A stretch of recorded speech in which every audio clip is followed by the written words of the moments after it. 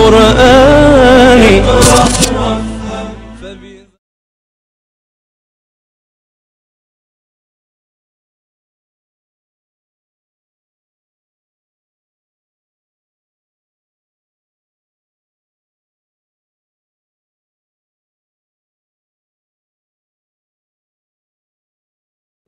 أعوذ بالله من الشيطان الرجيم.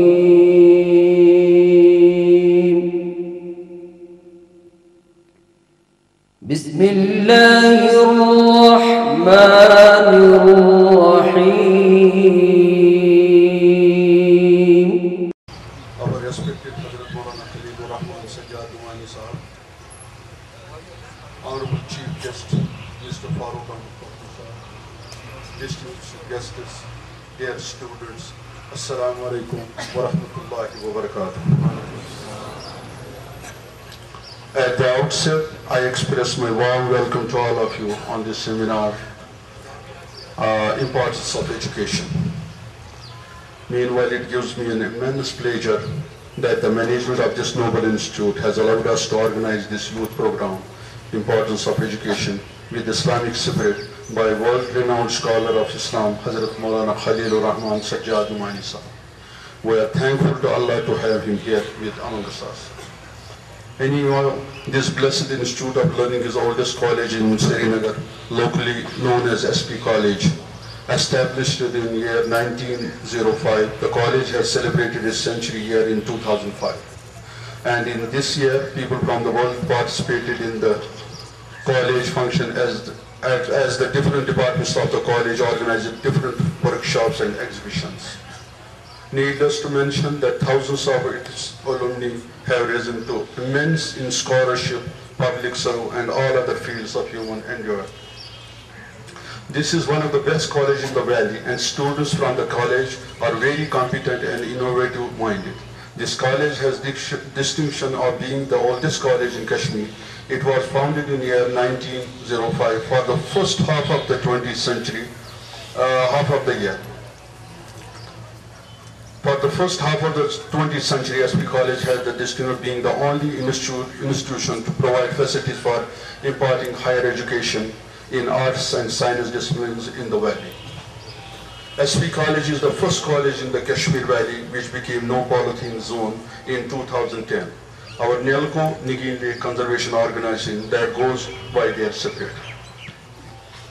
Today it's a matter of great pride and fortune that we have amongst us a renowned theologian, orator of subcontinent, Hazrat Maulana Khalilur Rahman Sajjad Numani Sahab, a distinguished family of ulamas and scholars. He is the youngest son of a renowned muhaddis, Islamic scholar, theologian, journalist, writer, social activist, and a great spiritual guide, Hazrat Maulana Manzoor Numani Rahmatullahi Allah. Hazrat Sheikh Khalilur Rahman is internationally well-known prominent Islamic scholar and founder of many educational institutes. He is the chief editor of Al-Furqan, a leading Islamic magazine. He is an alumnus of premium Islamic and modern institutes like Nahdlatul Ulama Lucknow, Darul Uloom Deoband, and Medina University, Saudi Arabia, etc. He is totally dedicated to Islam to serve the humanity, and for this purpose keeping on traveling to USA, Europe, Canada, Middle East, and Asia. Besides being a great commentator of Holy Quran, his subjects of interest are Tafsirul Quran, Hadith, and Fiqh. He has addressed in many important centuries such as UNO, University of Leeds, UK, and Stanford University, USA, etc. He also looks after Rahman Foundation to help orphans, widows, poor, and downtrodden, irrespective of caste, color, or faith. The Rahman Foundation service have been recognized by UNICEF also. I am particularly grateful to Secretary of Education, to Mr. Farooq Ahmed Sahab, for having come in to be the chief guest. He has done his schooling in Tamil Biscuit School and MBA from Mysore University. He has held several senior governmental positions, including Secretary Service, Selection Board, Additional Secretary Forest and Social Welfare Department, IT Science and Technology. He also held the post of Registrar for Maulana Azad National Urdu University, Hyderabad, and Special Secretary Revenue Department, etc. He is currently superheading the Department of School as Secretary Education and taking the department to the greatest strides. Coincidentally, Mr. Farooq Fakhru Sahab is also an alumnus of this Apex College, and I feel privileged to state that I also have been the student of Shri Pratap Singh College. Now, may I request Mr. Farooq Ahmad Fakhru to say a few words before we request our Hazrat to say.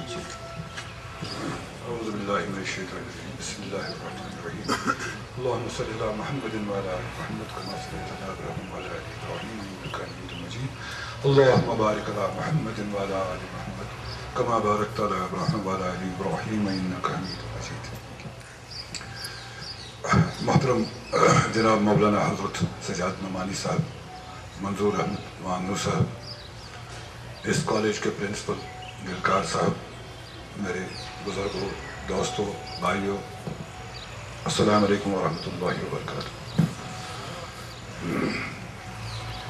میں اردو اور انگریزی کی combination میں کوشش کروں گا بولنے کی، تاکہ لوگ تھوڑا سا سمجھ سکیں، اردو والے اردو سمجھ سکیں، انگریزی والے انگریزی سمجھ سکیں. یہ میرے اللہ کا کرم ہے کہ مجھے یہ سعادت ملی کہ مولانا کی حاضری میں، مولانا کی پریزنس میں یہاں آج موجود ہوں. اس لیے ان کے سامنے کھڑا ہونا اور پھر کچھ کہنا، پہلے تو یہ میری اوقات ہی نہیں ہے.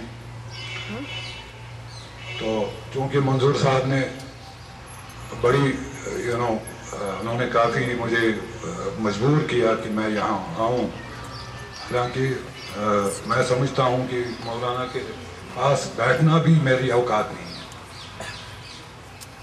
اور ان کے سامنے کچھ کہنا تو میری تو زبان لڑکھڑاتی ہے. علماء ہمارے جو ہیں، جیسے آپ کو علم ہے، نبی صلی اللہ علیہ وسلم نے فرمایا کہ علماء جو ہیں انبیاء کے وارث ہیں، اور محترم مولانا صاحب تو خود ایک علم کا خزانہ ہے. ان کی بصیرت، ان کی بصارت کسی سے چھپی ہوئی نہیں ہے. جو کام یہ دین کے میدان میں، تعلیم کے میدان میں، دین کی اشاعت میں، تعلیم کے پھیلاؤ کے لیے جو یہ کر رہے ہیں، وہ بھی کسی سے پوشیدہ نہیں ہے. ان کا ابھی جو حال کا دورہ کشمیر ہے، مجھے بھی اتفاق ہوا کہ میں ان کی ایک دو جو ان کی نشستیں تھی میں نے اٹینڈ کی ہیں. تو کافی کئی انسٹیٹیوشنز میں گئے، یہاں آپ کے ایس پی کالج میں آ گئی، شاید اپنے یہ جو گرلز سکول ہے یہاں پر کوٹھی باغ کا، وہاں بھی گئے، یونیورسٹی گئے، 2B1 میں گئے. تو ان کے جو فرمودات تھے، ان کے جو آئیڈیاز تھے، لوگوں کے سامنے رکھے، اور ہمیں یقیناً ان کو سوچ کے سمجھ کے اپنی زندگی میں مجھے لگ رہا ہے ان کو امپلیمنٹ کرنا چاہیے، اپنی پریکٹیکل لائف میں امپلیمنٹ کرنا چاہیے. میں آپ کا زیادہ ٹائم نہیں لوں گا حضرت، اور آپ کے درمیان میں حائل نہیں رہنا چاہتا. صرف 5 منٹ میں یا 7 منٹ میں اپنی یہ تقریر ختم کروں گا. آپ سبھی کو علم ہے کہ اللہ نے جو پہلے الفاظ جو قرآن پاک کے ہیں وہ اقرا کے ہیں. اقرا بسم ربک الذی خلق. اقرا، red, seek knowledge, educate yourself, be educated. Surah Zumar آپ دیکھیں، آیہ 9 reveals, are those equal, those who know and those who do not know. Similarly, Surah Al-Baqarah, ayah 269 says, Allah grants wisdom to whom He pleases, and to whom wisdom is granted, indeed He receives an overflowing benefit. السلام عليكم ورحمة الله وبركاته. الحمد لله وكفى، والسلام على عباده الذين اصطفى، أما بعد. أعوذ بالله من الشيطان الرجيم. بسم الله الرحمن الرحيم. الرحمن علم القرآن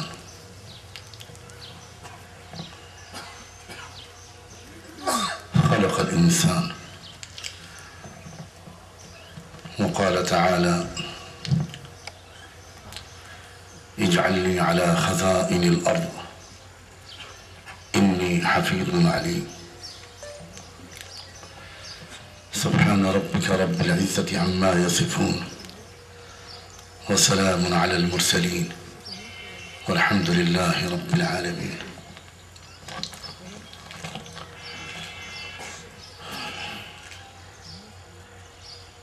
جناب فاروق صاحب اس کالج کے پرنسپل صاحب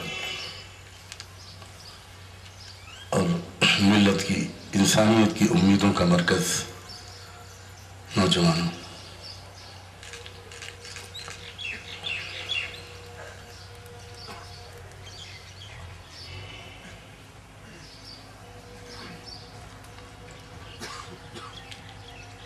ابھی میں نے سورہ رحمان کی ابتدائی 2 آیتیں پڑھی. الرحمن علم القرآن.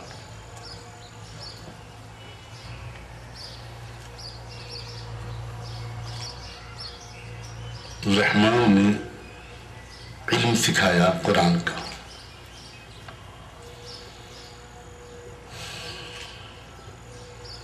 معلوم ایسا ہوتا ہے صاف صاف کہ اللہ تعالیٰ یہ اشارہ کرنا چاہتے ہیں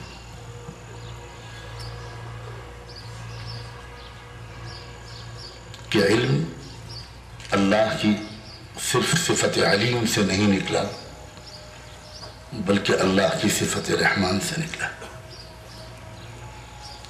اور اس کا صاف مطلب یہ ہوا کہ جس انسان کے پاس جتنا زیادہ علم ہوگا وہ اتنا ہی زیادہ رحم دل ہوگا، وہ اتنا ہی زیادہ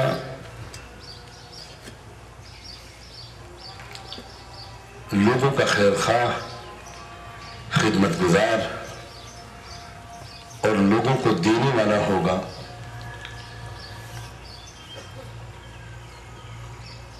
ایک لفظ میں قرآن مجید نے بہت کچھ کہہ دیا.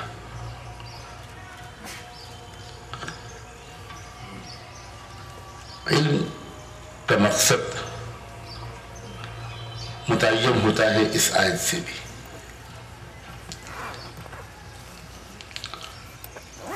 جب تک علم انسانیت کی خدمت کے لیے استعمال ہوتا تھا، علم بیچا اور خریدا نہیں جاتا تھا، علم انڈسٹری نہیں تھا، علم ایک عبادت تھا. تب تک انسانیت مسلسل ترقی کر رہی تھی، اور وہ ترقی بھی مجموعی ترقی تھی. ایسی غیر متوازن ترقی نہیں تھی کہ کچھ پہلوؤں سے ترقی ہو اور کچھ پہلوؤں سے تنزلی ہو. ہم سب دیکھ رہے ہیں کہ جب سے کچھ 100 سالوں سے علم کو مغرب میں ایک انڈسٹری بنایا ہے، اور علم کا مقصد، علم کا قبلہ بالکل بدل گیا.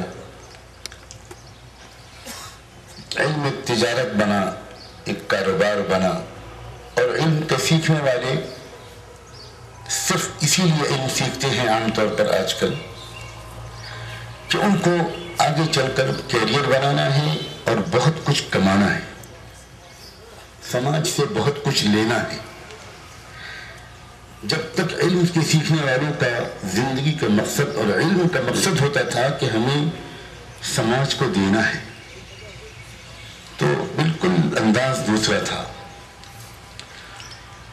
جب سے علم کا مقصد بن گیا لینا، تب سے پوری دنیا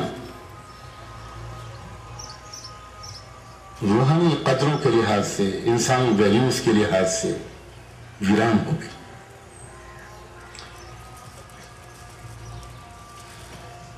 میں نے پہلے شروع میں یہ ایک طرح سے ہیڈ لائن دی ہے،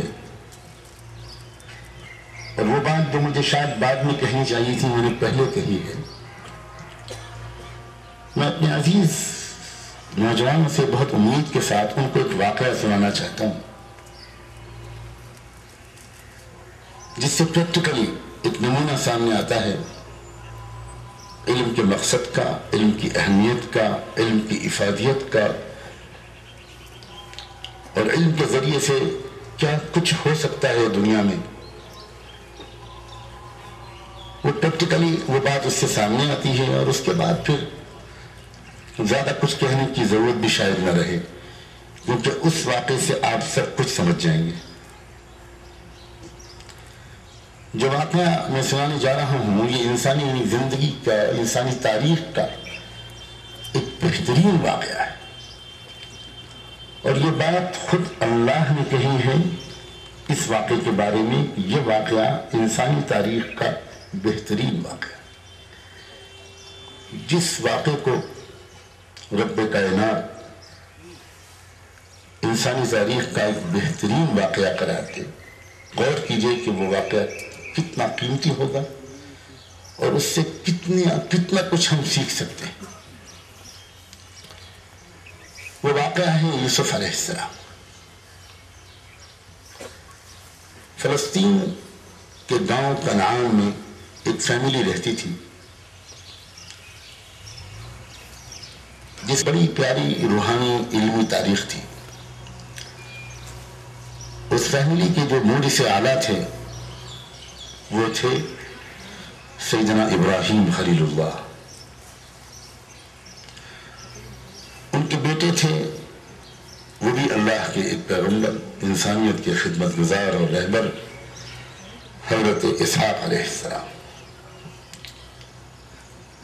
جن کے ذریعے سے دنیا میں علم کا، عبادت کا ایک عظیم مرکز قائم ہوا، بیت المقدس۔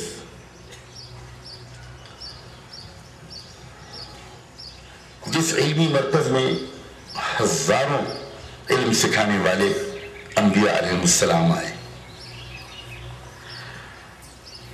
ان اسحاق علیہ السلام کے بیٹے تھے حضرت یعقوب علیہ السلام، جہاں دیدہ شخص،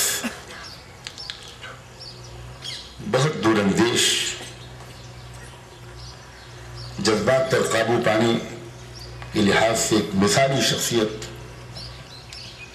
بات کی تہ تک پہنچ جانے کا عجیب ملکہ،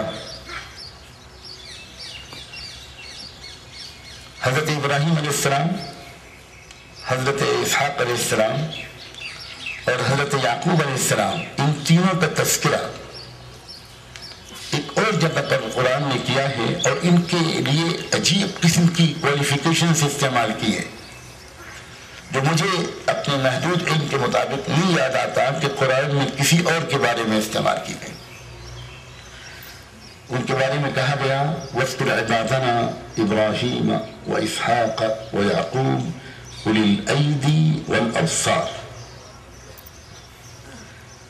ان تینوں کے بارے میں کہا گیا کہ یہ زبردست قوت عملی والے لوگ تھے اور زبردست ویژنری لوگ تھے۔ ان کا ویژن بہت دور تک دیکھتا تھا، بہت نظر والے، بہت بصیرت والے، ان کی نظر بہت دور تک جاتی تھی، بات کی تہ تک پہنچتے تھے۔ یہ علم کی ایک خاص حقیقت ہے نوجوان۔ دنیا میں اس وقت سب سے کم علم اگر ہے تو یہی علم ہے۔ لوگ تاریخ کے اس بہاؤ کے تہ تک نہیں پہنچ پا رہے۔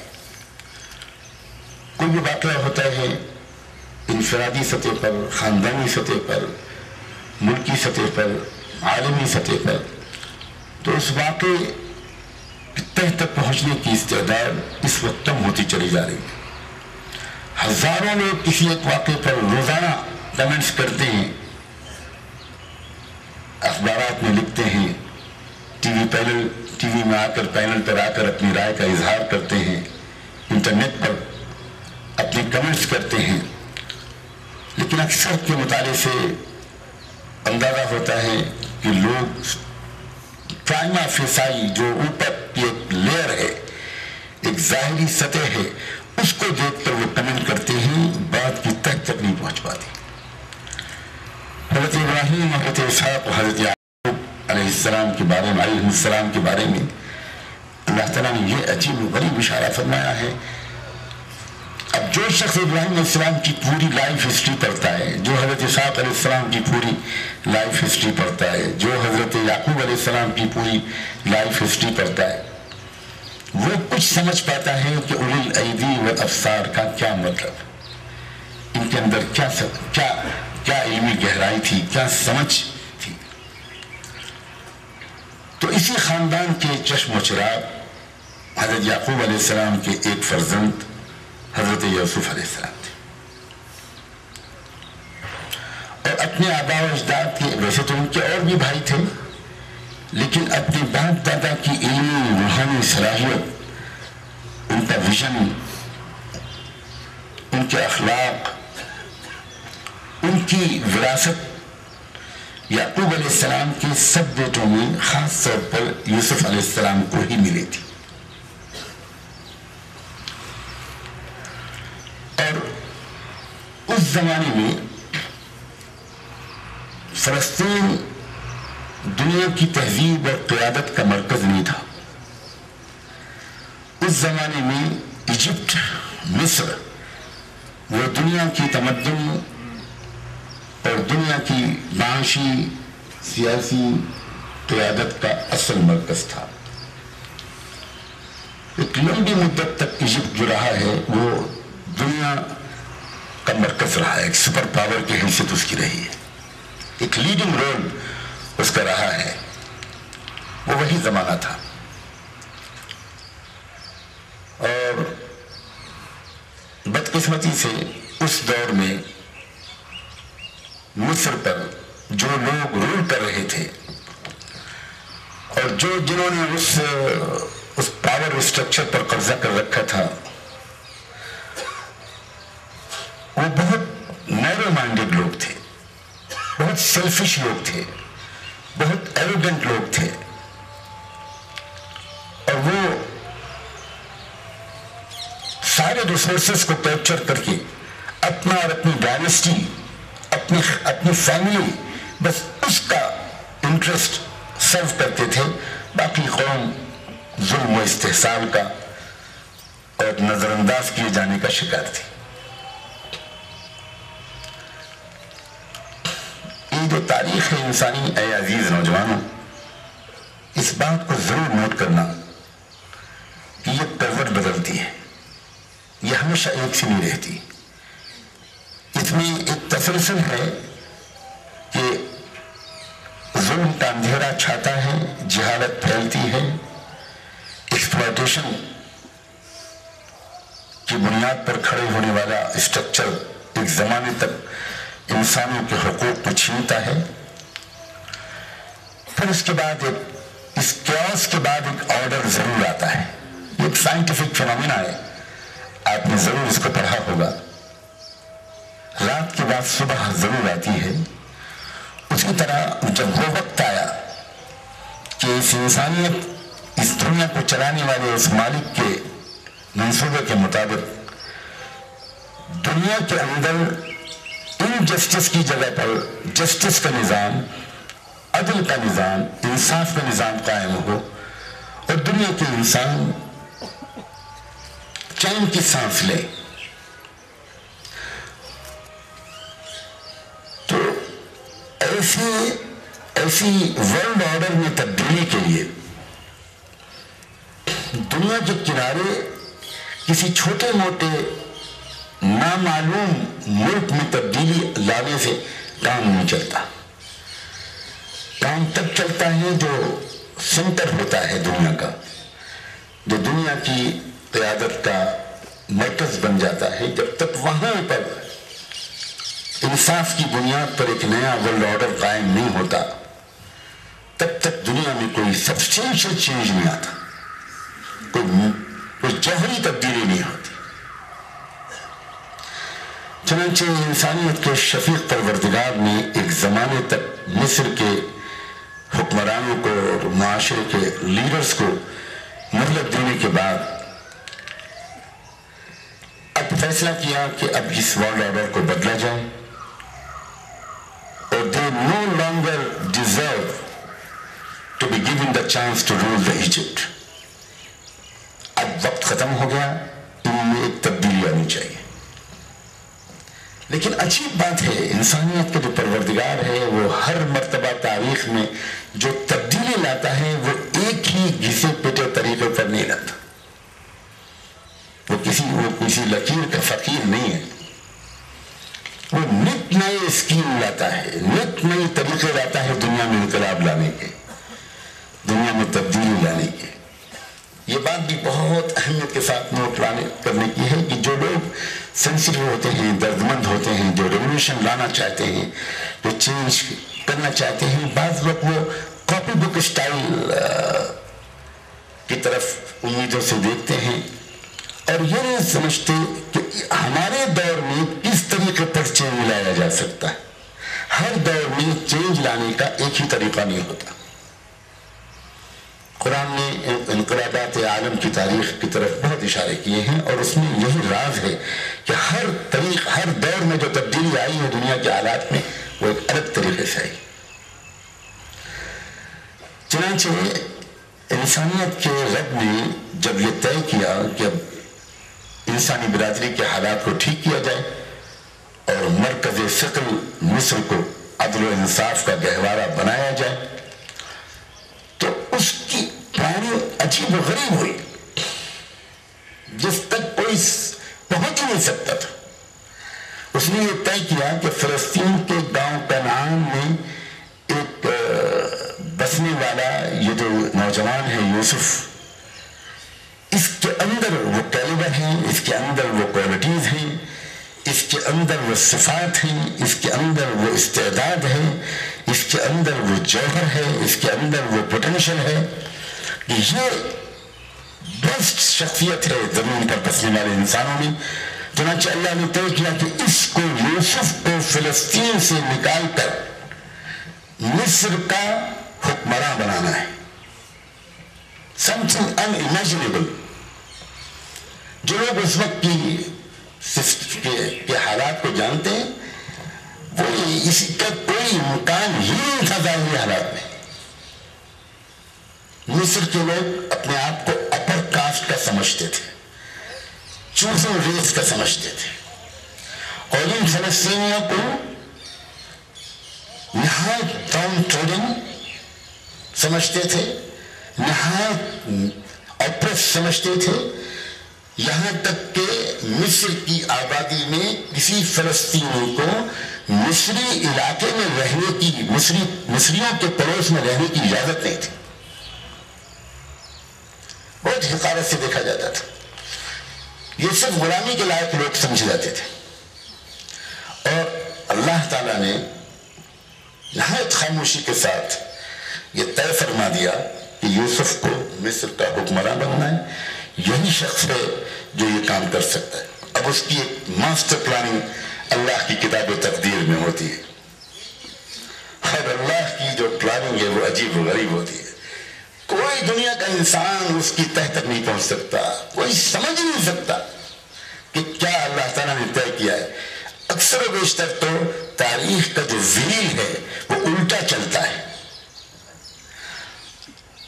اور جو کلائمیکس ہوتا ہے وہ بالکل اینٹی کلائمیکس ہوتا ہے۔ کوئی سمجھ نہیں سکتا کہ تاریخ کے اس سفر کا انجام وہ ہوگا جو اچانک ہوتا ہے، اور پھر دنیا حیران رہ جاتی ہے۔ چنانچہ اس نوجوان کا انتخاب کیا تقدیر خدا بندی نے۔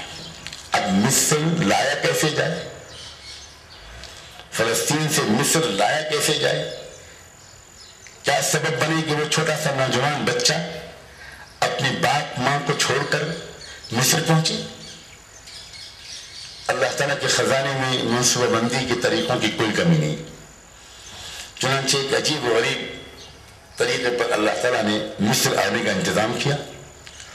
یوسف کے جو بھائی تھے ان کے اندر ایک جلسی پیدا ہوئی۔ یہ بھی ایک سچائی ہے کہ جس انسان کے پاس کوئی جوہر ہوتا ہے، کوئی نعمت ہوتی ہے، اور کسی کے پاس کوئی کمال ہوتا ہے، تو کچھ لوگ اس سے جلس ضرور ہوتے ہیں، کچھ لوگ اس سے حسد ضرور محسوس کرتے ہیں۔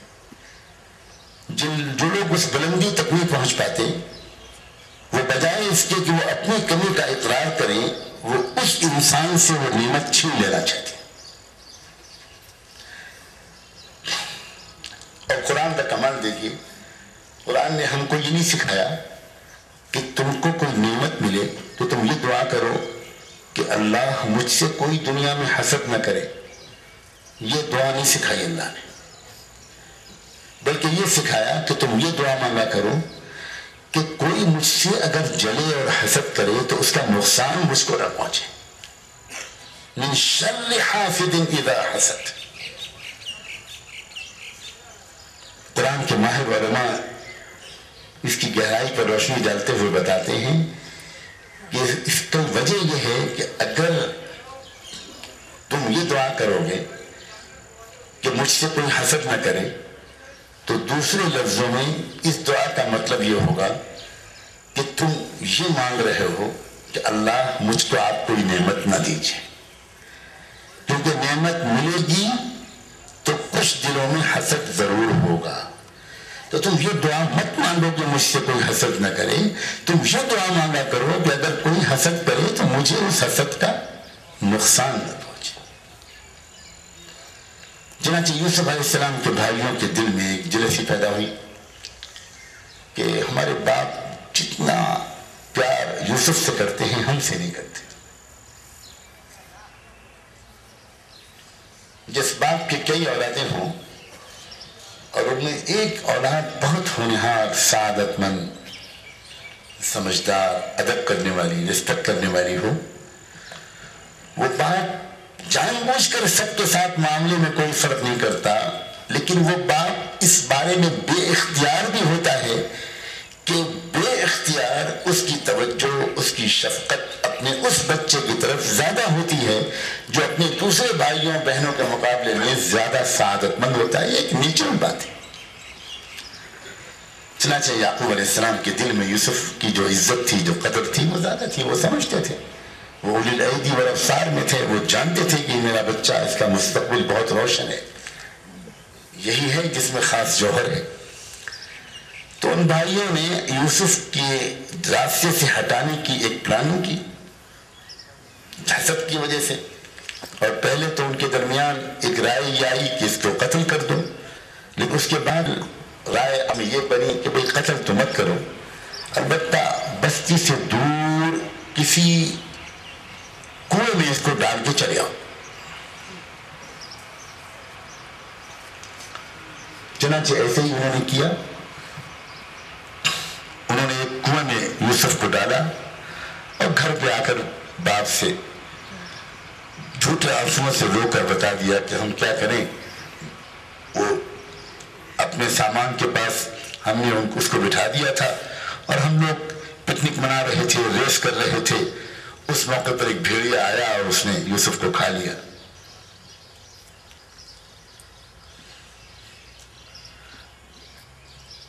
وہ تو کنویں میں چھوڑ کر چلے آئے, لیکن اللہ کی جو پلاننگ تھی وہ تو مصر تک پہنچانا تھا, اور یہ تو اس پلاننگ کا پہلا ورق تھا کہ ان کو ابھی کنویں میں ڈالا گیا. اب ٹھیک اسی وقت ایک قافلہ گزر رہا ہے وہاں سے, اور اس قافلے کے پاس پانی ختم ہو گیا, اور وہ قافلہ پانی کی تلاش میں نکلا. اور وہ پانی کی تلاش کرنے والا جو قافلے کا ایک ذمہ دار فرد تھا, وہ ڈھونڈتے ڈھونڈتے اسی کنویں میں پہنچا. کیا سمجھتے ہیں ہم؟ اس کنویں کا انتخاب یوسف کے بھائیوں نے اتفاق سے کیا تھا یا یہ اللہ کی طرف سے ایک سلیکشن تھا؟ کیا سمجھتے ہیں ہم؟ اس گزرنے والے قافلے کی گزرنے کی ٹائمنگ اتفاق سے ہو گئی تھی یا وہ بھی کسی نے سیٹ کی تھی؟ اور کیا سمجھتے ہیں ہم اس وقت جو اس قافلے کے پاس پانی ختم ہو گیا وہ اتفاق سے ہو گیا تھا یا اس کی بھی کوئی پروگرامنگ تھی؟ اور پھر اس کے بعد وہ ڈھونڈنے والا انسان اسی کنویں پہ کیوں پہنچا, یہ بھی کیا اتفاق سے ہوا تھا؟ یہی تو اللہ کی تقدیر ہے, اسی کو تو اللہ کے فیصلے کہتے ہیں. دنیا میں کوئی چیز اتفاق سے نہیں ہوتی, سب اللہ تعالیٰ کی طرف سے ایک پروگرامنگ ہے. چنانچہ اب جب اس پانی ڈھونڈنے والے شخص نے کنویں میں پانی دیکھنے کے لیے کنویں کے اندر جھانکا تو اس کی تو چیخ نکل گئی، یا بشرا ھذا غلام، اس میں تو ایک نوجوان لڑکا. اس بچے کو، نوجوان بچے کو نکالا اور قافلہ کیا جانے کہ یہ کون ہے. اور انہوں نے یہ سوچا کہ اب جلدی سے یہاں سے رخصت ہو جاؤ، آس پاس کے کسی انسان کا اگر یہ لڑکا ہوا تو پھر ہم پکڑے جائیں گے. اور اس زمانے میں انسانوں کی منڈی لگتی تھی، غلاموں کی منڈی لگتی تھی، غلام انسان بکتے تھے. تو ان لوگوں نے سوچا کہ بہت عمدہ موقع ہے، ہم جا رہے ہیں مصر میں سب سے قیمتی قیمت ملتی ہے سب سے زیادہ مصر میں غلاموں کی منڈی میں، اس بچے کو ہم مصر کی مارکیٹ میں بیچ دیں گے اور ہمارا نفع ہوگا. چنانچہ وہ مصر پہنچے اور اس بچے کو بھیجا. اب انہیں کیا پتا کہ یہ سارا کام جو ہو رہا ہے اللہ کی اس پلاننگ کے تحت ہو رہا ہے کہ یوسف کو فلسطین سے نکال کر مصر پہنچانا تھا. اب اس طرح اللہ کی تقدیر کا ایک چیپٹر مکمل ہوا کہ یہ مصر میں پہنچے. ابھی تو مصر میں غلاموں کی منڈی میں بیٹھے ہیں کہ کوئی خریدار آئے تو لے جائے. اب اللہ تعالیٰ کی تقدیر کا دوسرا چیپٹر شروع ہوتا ہے. مصر کا جو پرائم منسٹر تھا اس کو ایک سمجھدار سرونٹ کی ضرورت پڑی ہے، غلام کی ضرورت پڑی. وہ خود گیا خریدنے کے لیے. میں قرآن کے ایک طالب علم کے حیثیت سے سوچا کرتا ہوں کہ کیا یہ رواج تھا کہ پرائم منسٹر کسی غلام کی خریدنے کے لیے خود جائے؟ وہ کسی کو بھیج سکتا تھا، مگر یہاں تو کچھ معاملہ ہی دوسرا ہے. پرائم منسٹر کے دل میں آتا ہے یعنی میں خود جاؤں گا، خود سلیکٹ کروں گا، جس طرح کی مجھے ضرورت ہے اس طرح کا آدمی لے کر آؤں گا. وہ خود جاتا ہے اور اس کی نظر پڑتی ہے. پرائم منسٹر رولنگ کلاس کا انسان ہے، وہ دیکھتے ہی سمجھ جاتا ہے کہ یہ لڑکا سم تھنگ ویری ڈفرینٹ، بہت سمجھدار لگتا ہے، ایک نوبل فیملی کا لگتا ہے. اس نے فوراً ان کو چنا اور لے آئے گا. اور اپنے محل میں لانے کے بعد اس کو سروینٹس کوارٹر میں رکھنا چاہیے تھا، اس نے غلاموں کے جھوپڑی میں رکھنا چاہیے تھا. لیکن وہ آ کر سیدھا ایک عجیب بات کرتا ہے. وہ first lady of the Egypt جو اس کی اپنی وائف ہے اس سے آ کر سیدھے آ کر انٹروڈیوس کراتا ہے اور اس بیوی سے، اپنی بیوی سے کہتا ہے اس نوجوان لڑکے کے بارے میں اکرم مثواہ عسى ان ينفعنا او نتخذه، کہ دیکھو اس بچے کو، اس نوجوان کو ذرا اچھی طرح رکھنا، اس کو ذرا عزت کا ٹھکانہ دینا. ہمیں لگتا ہے، مجھے ایسا لگتا ہے کہ یہ بچہ ہمارے کام آئے گا. اسے کیا معلوم جس وقت کوئی لفظ بول رہا تھا فرشتے سن رہے ہوں گے، اللہ سن رہا ہوگا. یہ جو بول رہا ہے بہت چھوٹے دائرے میں کہہ رہا ہے کہ امید ہے کہ یہ بچہ ہمارے کام آئے گا. اور اللہ نے کتنے بڑے نفع کے لیے اس بچے کو چنا ہے اسے کیا معلوم. بہرحال وہ نوجوان وہاں رہتا ہے. اب اور اللہ کی کتاب تقدیر کا ایک ورق آگے بڑھتا ہے. جو اس کی وائف ہے وہ ایک عجیب و غریب طریقے پر ایک نامعلوم جذبے کے تحت اس نوجوان کی عاشق ہو جاتی ہے اور اس نوجوان سے ایک ناجائز تعلق قائم کرنے کے لیے بے چین ہو جاتی ہے. اور ناجائز تعلق تو میں اپنی زبان میں بول رہا ہوں. اس مصری تمدن میں کیا رواج تھا، غلاموں کے ساتھ کس طرح کا تعلق ہوتا ہوگا یہ میں نہیں جانتا. بہرحال وہ ایک عجیب طرح کی دیوانگی میں مبتلا ہے اور اس نے اس نوجوان یوسف کو اپنے ساتھ بستر پر سلانے کے لیے اور اپنے ساتھ عیاشی کے لیے جو کچھ وہ کر سکتی تھی اس نے کیا.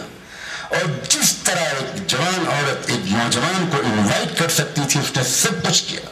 قرآن مجید نے بہت تہذیب و شائستگی کے حدود کے اندر رہتے ہوئے وہ پورا منظر کھینچا ہے. وَغَلَّقَتِ الْأَبْوَابِ وَقَالَتْ هَيْتَ لَكَ.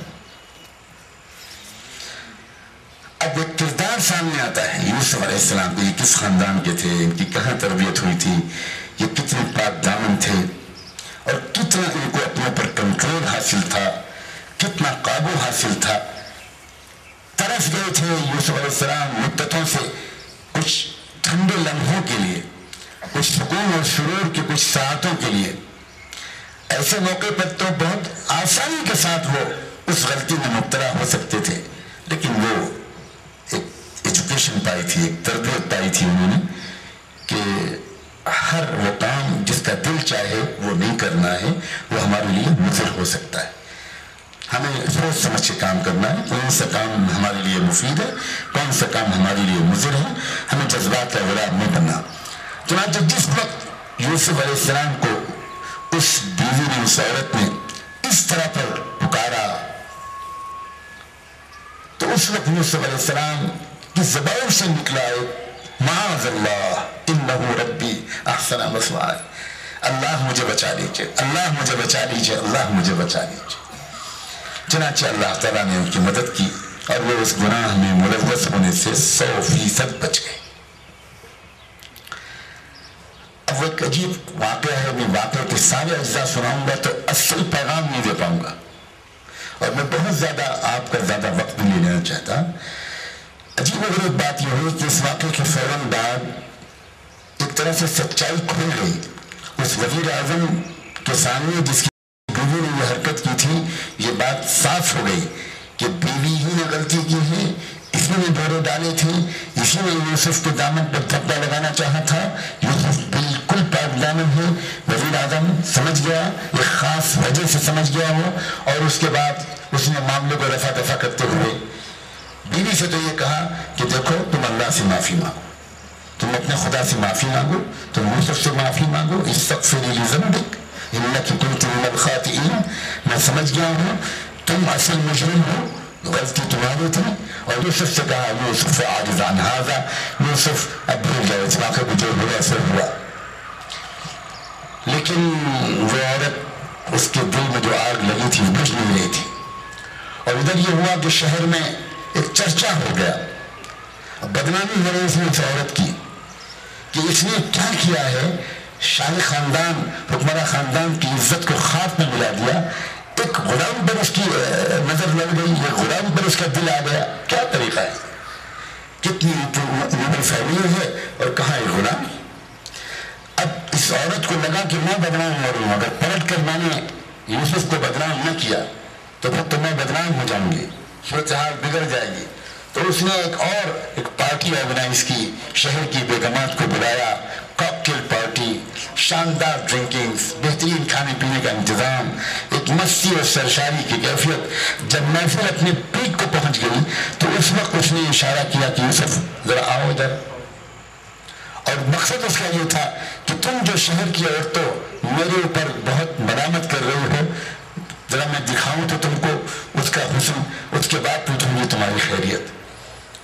میں جانتا ہوں جب تک تم اس کو دیکھ نہیں رہے ہو تب تک تم مجھ پر بہت الزام دے رہی ہو، جس لمحے تم اس کو خود دیکھو گی تم خود دیوانی ہو جاؤ گی. یوسف ہے ایسا حسین. چنانچہ یہ ہوا، یوسف علیہ السلام کو اس نے جو حکم دیا وہ نکلے، نگاہیں جھکائے ہوئے، غلام ہیں، حکم کی وجہ سے ان کو آنا پڑا. اب وہاں ان عورتوں نے خود یوسف علیہ السلام کو دیکھ کر جو ان کی کیفیت ہوئی، ایک عجیب جنونی کیفیت ہوئی، وہ تو ہوئی. اس کے بعد ان عورتوں نے یوسف کو دھمکی دینی شروع کی کہ یوسف اگر تم نے وہ حرکت، وہ کام نہ کیا جو یہ چاہتی ہیں تو ہم تم کو صاف بتا دیتے ہیں، جیل میں ڈلوا کے چھوڑیں گے تم کو. اب ملکہ کی خوشامد کے لیے، وزیر اعظم کی بیوی کی خوشامد کے لیے شہر کی بیگمات نے اس طرح پریشر ڈالا یوسف علیہ السلام پر. اور یوسف نے اس وقت بھی نظر تک نہیں اٹھائی اور صرف یوسف اتنا ہی اس وقت کہتے رہے، بجائے ان کی بات کا جواب دینے کے.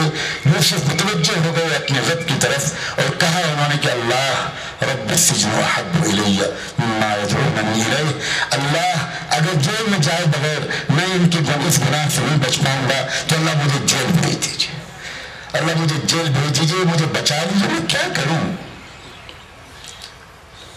اور اس کے بعد پھر اگرچہ وزیر اعظم اس بات پر پرسنلی مطمئن تھا قرآن مجید یہ سب باتیں بتا رہا ہے. مطمئن تھا کہ یوسف بالکل بے گناہ ہے، لیکن اتنا پریشر پڑا فیملی کی طرف سے اور ایسے حالات بنے کہ اس نے سوچا کہ میرا گھرانہ بدنام ہوگا، بات پہنچے گی ہیڈ آف دا اسٹیٹ تک، بادشاہ تک، پھر پتہ نہیں میرے خلاف کیا کارروائی ہو. اس نے ایک مقدمہ قائم کر کے یوسف کو جیل میں ڈال دیا. 9 سال تقریباً یوسف علیہ السلام جیل میں رہے. اس کے بعد اب وقت آیا، یہ جو اللہ کی ماسٹر پلاننگ ہے، ان کو اللہ نے جیل میں ڈالنے کے لیے نہیں بلایا تھا. ان کو اللہ نے یوسف کو جو فلسطین سے مصر بلایا تھا، وہ مصر کے نظام کو تبدیل کرنے کے لیے بلایا تھا. مصر کے اندر ایک پرامن انقلاب برپا کرنے کے لیے بلایا تھا، اس لیے بلایا تھا.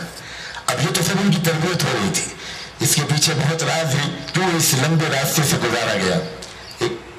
اس کے بعد جب وہ وقت پورا ہو گیا اللہ کے علم میں، تو اس کے بعد اللہ تعالیٰ کی پوری پلاننگ ہوئی کہ ان کو کس طرح حکومت تک پہنچانا ہے. کس طرح ہوا؟ جب یہ جیل میں تھے اس وقت وہاں ان کے آس پاس داخل ہونے والے 2 اور قیدیوں نے ایک خواب دیکھا اور انہوں نے خواب کی تعبیر پوچھی یوسف علیہ السلام سے. انہوں نے ان کو خواب کی تعبیر بتائی اور وہ سچ نکلی. اور وہ دونوں جو قیدی تھے، وہ جو بادشاہ تھا مصر کا، ہیڈ آف دا اسٹیٹ، اس کے پرسنل اسٹاف کے لوگ تھے.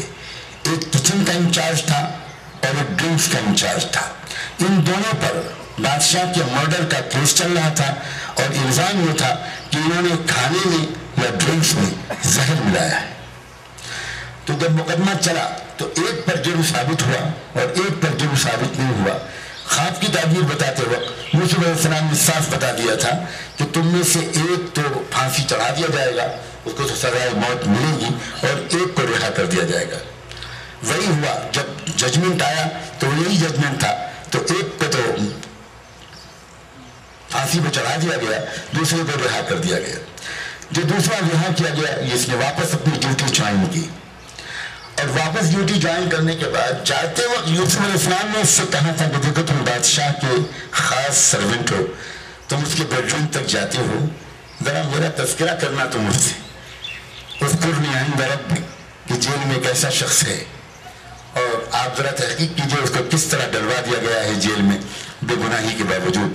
لیکن ابھی وہ وقت نہیں آیا تھا، شاید اس لیے وہ بھول گیا، اس کو یاد نہیں رہا کہ وہ بادشاہ سے تذکرہ کرے. اس کے بعد ایک وقت آیا کہ اب بادشاہ نے خود خواب دیکھا. اب بادشاہ نے خود خواب دیکھا تو اس خواب کی تعبیر کے لیے وہ بہت پریشان ہوا کہ اس کا مطلب کیا ہے. وہ یہ سمجھ رہا تھا کہ یہ خواب عام خواب نہیں ہے، یہ ایک میننگ فل خواب ہے، یہ کوئی اشارہ کر رہا ہے. اس نے کئی لوگوں سے پوچھا، لوگ بتا نہ پائے. تب وہ یاد آیا اس سرونٹ کو کہ حضور جیل میں ایک شخص ہے، بہت پاک دامن، سچا پرخلوص انسان ہے. ہم نے خود تجربہ کیا، ہم نے اس سے خواب کی تعبیر پوچھی تھی، جو اس نے بتائی وہ بالکل سچی پکی نکلی. اگر آپ اجازت دیں تو میں آپ کے خواب کی تعبیر پوچھنے کے لیے اس کے پاس جاؤں اور خواب کی تعبیر پوچھ کر آپ کو آ کے بتا دوں. بادشاہ پریشان تھا، اس نے کہا ضرور جاؤ. فوراً بھیج دیا، سرکاری نمائندے کے یوسف سے بھیج دیا. وہ شخص جیل میں آیا، یوسف سے ملا اور بادشاہ کا خواب سنایا، تعبیر پوچھی. یوسف علیہ السلام نے تعبیر بتائی. تعبیر بتاتے ہوئے یہ کہا کہ اگلے 7 سال تک اس ملک میں بارش ہوگی. کہہ دینا اپنے بادشاہ سے کہ آپ کے ملک میں اگلے 7 سال تک خوب پیداوار ہوگی، اور اس کے اگلے 7 سال تک بارش نہیں ہوگی، ڈراٹ کا عالم رہے گا، قحط پڑے گا، بالکل پیداوار نہیں ہوگی. اور ایک ترکیب بتا دینا میری طرف سے کہ صرف ایک ہی طریقہ ہے ملک کے عوام کے بھوک سے مرنے سے بچنے کا، کہ جو پیداوار ہو اس کو ہر سال کی پوری پیداوار کو کنزیوم نہ کیا جائے، بلکہ جتنی ضرورت ہو اتنا ہی غلہ بالی کے اندر سے نکالا جائے، باقی دانوں کو بالی کے اندر رکھا جائے اور ان کو اسٹور کیا جائے. حسب ضرورت اس کو نکالا جائے اور استعمال کیا جائے، تاکہ 7 سال کا غلہ 14 سال تک کنزیوم ہو سکے. یہ میری طرف سے مسئلے کا سلوشن بھی بتا دینا، صرف تعبیر نہیں بتائی بلکہ حل بھی بتا دیا. وہ آیا واپس، بادشاہ کو اس نے یہ پیغام یوسف کا سنا دیا، حل بتا دیا، تعبیر بتا دی۔ بادشاہ سلامت سمجھدار انسان تھا، وہ سنتے ہی سمجھ گیا کہ یہ تو کوئی غیر معمولی انسان ہے جس نے یہ بات بتائی ہے۔ تو بادشاہ نے اب یہ خواہش ظاہر کی کہ نہیں، اس طرح نہیں کام چلے گا، میں حکم دیتا ہوں یوسف کو، اس شخص کو رہا کر کے جیل سے بلواؤ اور میرے پاس بلواؤ، میں ڈائریکٹ بات کروں گا۔ اب جب رہائی کا حکم پہنچا تو یوسف علیہ السلام نے جواب میں یہ کہا کہ میں اس طرح جیل سے باہر نہیں آ سکتا، میرے اوپر جو الزام لگا تھا اس کو انویسٹیگیٹ کیا جائے اور بتایا جائے کہ سچائی کیا ہے، تب میں جیل سے باہر قدم نکالوں گا، میں اس طرح نہیں آؤں گا۔ تو اب جیسے ہی بادشاہ کو یہ میسج ملا تو بادشاہ نے امیڈیٹلی، صاف صاف اشارات ہیں کہ فوری طور پر خود اپنے محل میں عدالت طلب کر لی، خود جج بن کر بیٹھا اور مقدمے کے سارے فریقوں کو بلایا، اور ایک بڑی دلچسپ کارروائی کے بعد جو قرآن مجید میں بیان کی گئی ہے، وہ بات بالکل صاف ہو گئی کہ الزام جو لگایا گیا تھا وہ جھوٹا تھا، یوسف علیہ السلام بالکل پاک دامن تھے۔ اب سنیے، اصل بات جو سنانا چاہتا ہوں وہ اسٹیج اب آیا ہے۔ جب یہ بالکل بات صاف ہو گئی، خود پرائم منسٹر کی بیوی نے بادشاہ کے سامنے کھڑے ہو کر اسٹیٹمنٹ دے دیا کہ میں صاف صاف اقبال جرم کرتی ہوں، میں نے جھوٹا الزام لگایا تھا، میں نے اس شخص کو گندگی میں مبتلا کرنا چاہا تھا، یوسف کا دامن بالکل پاک ہے۔ شہر کی ان بیگمات نے بھی اپنی گواہی دے دی، یوسف علیہ السلام نے بھی، کہ جب باری آئی بادشاہ نے ان دونوں سے بات کرنے کے بعد یوسف سے پوچھا کہ تم کچھ کہنا چاہتے ہو تو کہو، تو یوسف علیہ السلام نے عجب جملہ کہا، انہوں نے کہا كَذَلِكَ لِيَعْلَمَ أَنِّي لَمْ أَخُنْهُ بِالْغَيْبِ وَأَنَّ اللَّهَ لَا يَهْدِي كَيْدَ الْخَائِنِينَ۔ مطلب اس کا مفہوم اس آیت کا یہ ہے کہ یوسف علیہ السلام نے کہا کہ بادشاہ سلامت، میں نے یہ تو کہا تھا کہ جب تک تحقیق نہ ہو تب تک میں جیل سے باہر نہیں نکلوں گا، یہ اس لیے نہیں کہا تھا کہ یہ عورتیں شرمندہ ہوں، مجھے تکلیف ہو رہی ہے اس بات سے کہ میری وجہ سے ان عورتوں کو شرمندہ ہونا پڑ رہا ہے، میں تو صرف یہ چاہتا تھا کہ یہ بات واضح ہو جائے کہ میں نے امانت میں خیانت نہیں کی، اور میں صرف یہ چاہتا تھا کہ یہ بات بھی واضح ہو جائے کہ اللہ تبارک و تعالیٰ جھوٹ بولنے والے کے منصوبوں کو کامیاب نہیں ہونے دیتا، تھوڑے دن تک وہ چلتا ہے لیکن بالآخر وہ ناکام ہوتا ہے۔ میں صرف یہ دو باتوں کے لیے میں نے کہا تھا، اور میں یہ بھی کہہ دینا چاہتا ہوں کہ یہ جو میں اس وقت گناہ سے بچا رہا، یہ میرا اپنا کمال نہیں تھا، یہ میرے اللہ نے مجھ کو بچا لیا، میرا اپنا کوئی کمال نہیں، میں اس کا کریڈٹ خود نہیں لیتا۔ وَمَا أُبَرِّئُ نَفْسِي إِنَّ النَّفْسَ لَأَمَّارَةٌ بِالسُّوءِ۔ اس سب کے بعد بادشاہ سلامت نے عدالت برخاست کی اور بالکل تنہائی میں 1 to 1 یوسف علیہ السلام سے بات کی، اور وہاں یوسف علیہ السلام سے بادشاہ نے یہ کہا کہ یہ بات بالکل صاف ہے کہ ہمارا یہ ملک ایک زبردست کرائسس میں جانے والا ہے، اور میں اس نتیجے تک پہنچ چکا ہوں کہ اس کرائسس سے اس ملک کو بچانے والے صرف اور صرف آپ ہیں، میرے پاس کوئی انسان نہیں ہے، میں آپ کو ہینڈ اوور کرتا ہوں، پوری پاور، پورا اختیار، پورا اقتدار، پوری حکومت آپ کی ہوگی، سکے پر میرا نام ضرور لکھا ہوگا لیکن سارا اختیار آپ کو ہوگا، آپ اس ملک میں حکومت چلاؤ۔ اب کوئی انسان میرے پاس ایسا نہیں ہے جو کرپٹ نہ ہو، کوئی انسان میرے پاس ایسا نہیں ہے جو خود غرض نہ ہو، یہ خلوص، یہ محبت، یہ مجھے کہیں نظر نہیں آتی میرے قوم کے لوگوں میں، آپ سنبھال لو۔ یوسف علیہ السلام نے اس کے جواب میں جو بات کہی، نوجوانوں، وہ ہے اصل چیز جو میں اپنے عزیز طلبہ سے کچھ سنانا چاہتا ہوں۔ یوسف نے جواب میں یہ کہا، اجعلنی علی خزائن الارض انی حفیظ علیم۔ بادشاہ سلامت، پورے ملک کی تمام وزارتوں، تمام محکموں کا اقتدار میں ابھی قبول کرنے کو تیار نہیں ہوں، یا آپ مجھے مت دیجئے، آپ مجھے صرف غذا اور خوراک کی وزارت دیجئے، یہ والا ڈپارٹمنٹ دیجئے جہاں کرائسس ہے، اور یہ مجھے اس لیے دیجئے کہ میں آپ سے عرض کرتا ہوں کہ میرے پاس 2 چیزیں ہیں، ایک یہ کہ میں امانت دار اور دیانتدار ہوں، میں کرپٹ نہیں ہوں، میں نہایت ایماندار ہوں، اور علیم، اور میرے پاس علم ہے، میں صاحب علم ہوں، میں ایجوکیٹڈ ہوں، میں حفیظ ہوں، میں علیم ہوں، میرے پاس دیانتداری ہے اور میرے پاس علم ہے۔ اس لیے میں آپ سے کہتا ہوں کہ آپ مجھ کو یہ محکمہ دیجیے۔ چنانچہ تاریخ یہ بتاتی ہے کہ یہ محکمے ان کے سپرد ہوئے اور انہوں نے دنیا کی تاریخ میں پہلی مرتبہ، انسانی آبادی کی تاریخ میں پہلی مرتبہ، انسانی تمدن کی تاریخ میں پہلی مرتبہ پورے ملک کی آبادی کا سروے کرایا۔ مردم شماری کا دنیا میں آغاز یوسف علیہ السلام نے کرایا۔ پہلی مرتبہ ایک ایک گھر کا جائزہ، ہر گھر میں کتنے ممبرس ہیں، کتنے میل ہیں، کتنے فیمیل ہیں، کتنے لوگ ہیں، اور یہ باقاعدہ انہوں نے پورے ملک کا سروے کروایا اور اس کا حساب لگایا کہ ہر ملک کو کتنے راشن کی ضرورت ہے، اور ہر گھر کے اندر انہوں نے سال کی ضرورت کے حساب سے اس راشن کے جانے کی اجازت دی۔ باقی ایک دانہ زیادہ کسی گھر میں یا کسی دکان میں یا کسی گودام میں یا کسی بزنس مین کے پاس ہولڈنگ کے لیے، ذخیرہ اندوزی کے لیے بالکل ممنوع کر دیا۔ ایک دانہ بھی ضرورت سے باہر جا نہیں سکتا۔ اس حکمت عملی کے ساتھ، اس انصاف کے ساتھ، غریب اور امیر کے فرق کے بغیر، رولنگ کلاس اور اوپریس کلاس کے کسی فرق کے بغیر، تمام انسانوں کے تمام گھروں میں ان کی ضروریات کے حساب سے اس غلے کے پہنچنے کا ایک بہترین مینجمنٹ کیا یوسف علیہ السلام نے۔ اور اس کے نتیجے میں کیا ہوا؟ ایک زبردست انقلاب آ گیا۔ قوم ترسی ہوئی تھی، قوم امانت داری کے لیے ترسی ہوئی تھی، قوم ایماندار آفیسرز کو دیکھنے کے لیے ترسی ہوئی تھی، قوم ماہر فن لوگوں کو دیکھنے کے لیے ترسی ہوئی تھی۔ اب جب یوسف علیہ السلام نے یہ معاملہ کرنا شروع کیا تو مصر ہی نہیں، مصر کے باہر تک امداد پہنچنی شروع ہوئی، غلہ پہنچنا شروع ہوا۔ قرآن میں بھی اس کی طرف اشارات ہیں، لیکن میں ان تفصیلات میں جائے بغیر اصل بات آپ سے کہہ کر بس رخصت ہوں گا۔ آپ کا تھوڑا سا حصہ وقت کا ایسا ضرور ہونا چاہیے جس میں آپ کچھ قرآن کا مطالعہ کریں، کچھ اسلامی تاریخ کا مطالعہ کریں، کچھ محمد رسول اللہ صلی اللہ علیہ وآلہ وسلم کی شاگردی اختیار کریں۔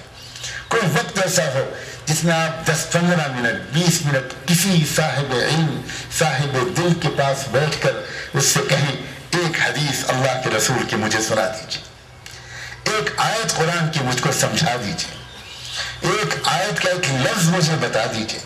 یاد رکھیے، علم جو قرآن مجید کے مدد کے بغیر ہو، اس کی رہنمائی کے بغیر ہو، اس کی روشنی کے بغیر ہو، اس کی ٹارچ جس علم پر نہ پڑے، وہ علم نہیں ہے، ہرگز وہ علم نہیں۔ وہ علم انسان کو خود غرض بنا دے گا، وہ علم انسان کو بخیل بنا دے گا۔ کیا وجہ ہے؟ آپ ذرا غور کیجیے، ساری دنیا کرپشن سے پریشان ہے، ہر اخبار میں زیادہ تر خبریں کرپشن سے ریلیٹڈ ہوتی ہیں۔ یہ جتنے لوگ کرپشن کر رہے ہیں، کیا یہ بے پڑھے لکھے لوگ ہیں؟ یہ ہائیلی کوالیفائڈ لوگ ہیں، ان کے پاس زبردست ڈگریاں ہیں، اور اس کا مطلب یہ ہوا کہ یہ علم ان کو کرپشن سے نہیں روک رہا، یہ علم ان کو اور کرپشن کے نت نئے طریقے سنا رہا ہے۔ پہلے تو کرپشن ہوتے تھے چند 100 کروڑ کے، اب تو کرپشن کے جو فگرز ہوتے ہیں ان کو پڑھنا بھی مشکل ہوتا ہے۔ میں تو کہا کرتا ہوں کہ کسی 10th کلاس کے میتھمیٹک کے امتحان میں کوشچن کرو کہ بھائی یہ جو اسکیم ہے اس کو ذرا لکھ کے دکھاؤ کہ کیسے لکھا جائے گا۔